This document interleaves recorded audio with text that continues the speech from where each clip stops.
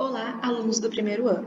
Eu sou a professora Stephanie Amaral da Silva, da disciplina de Física, e hoje abordaremos um tema de astronomia, que é as leis de Kepler.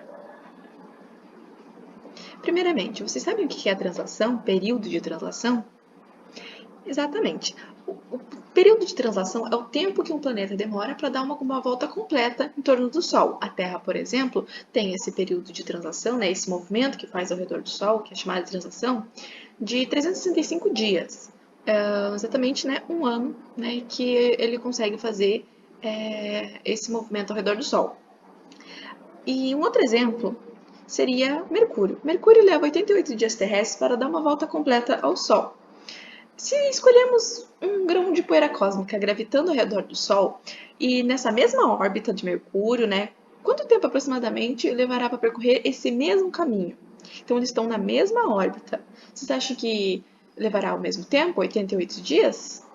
Para a gente compreender melhor, vamos falar um pouco sobre os modelos planetários. É, Desde os primórdios da humanidade, né, o homem já observa o Sol noturno e tem muitas curiosidades para, né, montar um modelo que descrevesse o comportamento dos astros.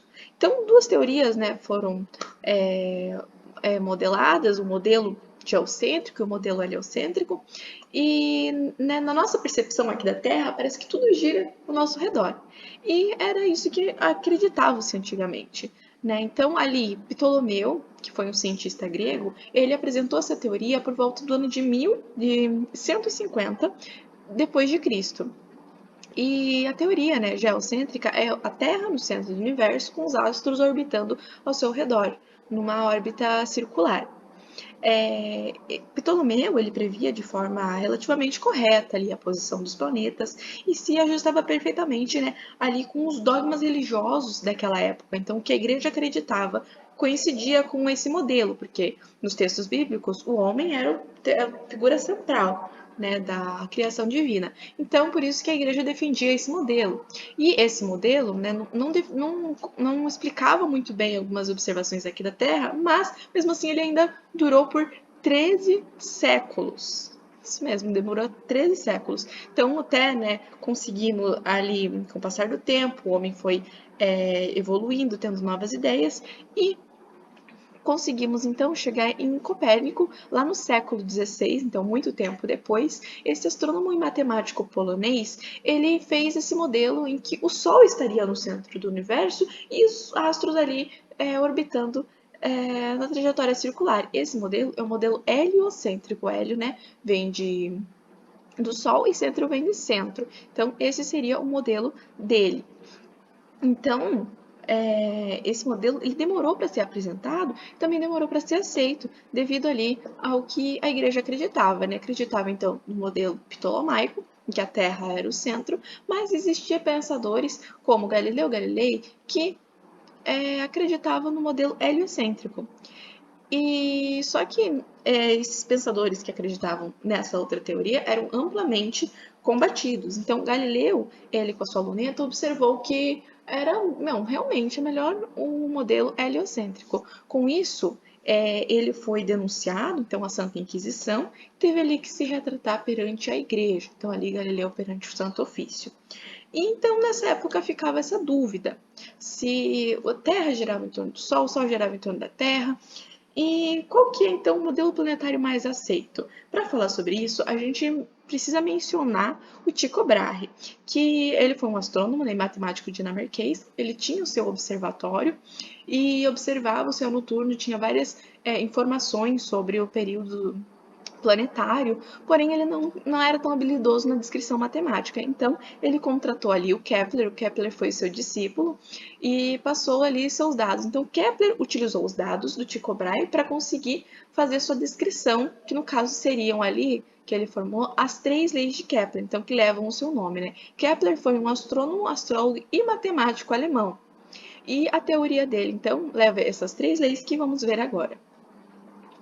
Primeira lei de Kepler, ou lei das órbitas, fala que os planetas movem-se ao redor do Sol, descrevendo órbitas elípticas nas quais o Sol ocupa um dos focos. Então, como há uma elipse, um dos focos é o Sol, há momentos em que o planeta está mais perto do Sol, que é chamado de periélio, e há momentos em que o planeta está mais afastado do Sol, que é chamado de afélio.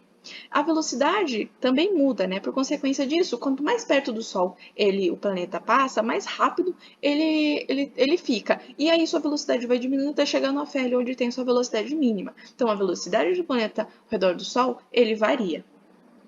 A segunda lei de Kepler nos diz que as áreas varridas pelo raio vetor que liga a Terra e o Sol, Terra ao Sol, são iguais em intervalos de tempos iguais durante o movimento do planeta. Então aqui a gente vê um exemplo, né?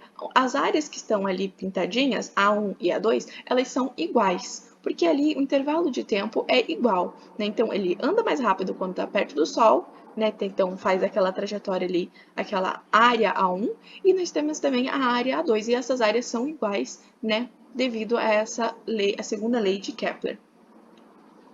A terceira lei de Kepler, ou lei dos períodos, diz o seguinte: os quadrados dos períodos de revolução do planeta ao redor do Sol, ou seja, o T ao quadrado, são diretamente proporcionais ao cubo dos raios médios de seus orbitais, ou seja, R ao cubo. E isso então tem que ser uma constante. Bom, T então é o período, movimento de translação, dada em anos. R é o raio médio da órbita, que é dada ali em unidades astronômicas, é UA. Essa unidade astronômica é a medida do raio médio da órbita da Terra ao redor do Sol. Ele equivale a 150 quilômetros, milhões de quilômetros. Mas como é que a gente consegue obter esse raio médio da órbita? Bom, na elipse a gente tem uma distância que é menor, que é do planeta até o Sol, e uma distância maior, que é do planeta até o Sol ali pelo afélio, né, onde está mais afastado. Ali a distância menor está representada por P e a distância maior por A. Essas distâncias, se a gente somar e dividir por 2, a gente chega exatamente no meio da elipse. E essa distância do planeta ao meio da elipse é chamada então de raio médio da órbita. Aqui nós temos uma tabela que mostra todos o raio médio da órbita de cada planeta do nosso sistema solar e também o período T em anos terrestres de cada planeta. Ali a gente consegue observar também, na última coluna, que essa constante ela é aproximadamente 1. Então, qualquer planeta que eu for comparar ali, sempre vai ser próximo a 1. Então, T ao quadrado sobre R ao cubo, ele tende a 1. Mas agora que a gente falou já sobre as 3 leis de Kepler, já sabe responder? Um grão de poeira cósmica gravitando ao redor do Sol, na mesma órbita que Mercúrio, quanto tempo aproximadamente levará ali para percorrer esse mesmo caminho? Primeiramente, se a gente comparar órbitas diferentes, planetas mais afastados, as órbitas são maiores. Eles têm períodos maiores, mas ele tem as velocidades menores. Então ali está representando, né, os planetas estão andando bem devagarzinho. Os planetas que estão mais perto do Sol estão andando mais rápido, né? Então os seus períodos são menores porque ele faz essa trajetória mais rápido.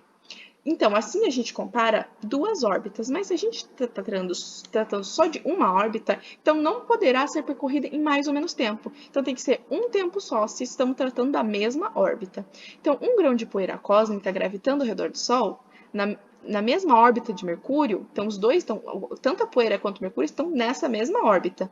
Então ele levará aproximadamente os mesmos 88 dias terrestres que o planeta gasta para completar então essa uma volta. Então terá esse mesmo tempo. Legal, né? Que tal um exercício de fixação? Sabendo que a órbita de Júpiter é 5,19 vezes maior que a Terra, encontre o período orbital de Júpiter.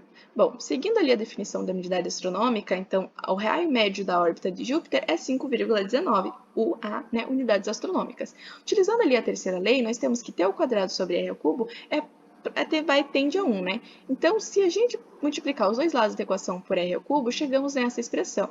Se substituirmos no valor do enunciado do raio médio da órbita de Júpiter por 5,19, obtemos então 5,19 elevado a 3 meios. Então, a gente eleva ambos os lados da equação por meio. Fazendo ali a continha, chegamos então que o período de Júpiter é 11,8 anos. Ou seja, Júpiter demora 11,8 anos para dar uma única volta ao redor do Sol. Bom, as leis de Kepler, ele não explica a causa do movimento, ele só descreve o porquê que isso acontece. Quem irá explicar vai ser Newton com sua teoria da gravitação universal, mas isso é assunto para uma próxima aula. Espero vocês e até lá!